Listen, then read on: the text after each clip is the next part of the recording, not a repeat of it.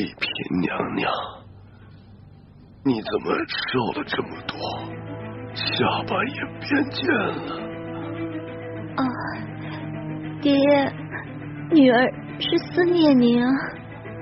虽说皇上对臣妾特别好，可是女儿每没想到爹爹您岁数大了，身边又没一个知冷知热的人，女儿这心里就放不下呀。可是你这眼神跟从前也不一样啊。爹，您糊涂了，女儿已进宫数月，哪能跟在家里当姑娘时一样啊？面色怎么也变了？这连日来赶路，女儿染了风寒，吃几副药就好了，爹爹不用挂心。啊！爹！帅星，帅星，帅星！李太医，李太医！主子，怎么了？你看看，帅星晕过去了。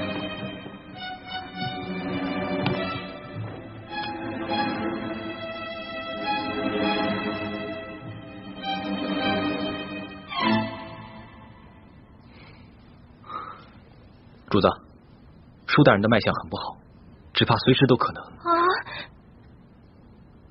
那可还有救？真尽量一试。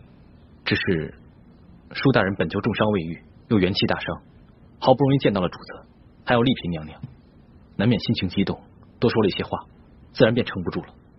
至少3日之内，不宜再让他受到任何的刺激，更不能让他说话，否则再次耗损元神，恐怕就无力回天了。知道了，你先去煎药吧。臣遵旨。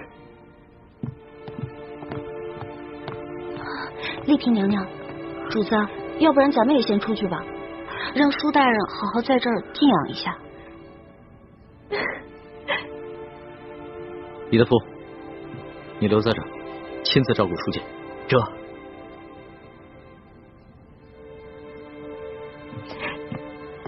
走吧。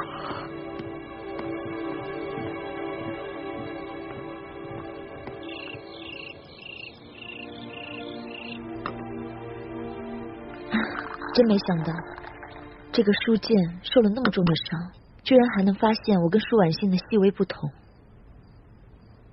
多亏我在他的水里下了迷魂药，把舒剑迷晕了。小心，快到温水了。是。帅星，帅星。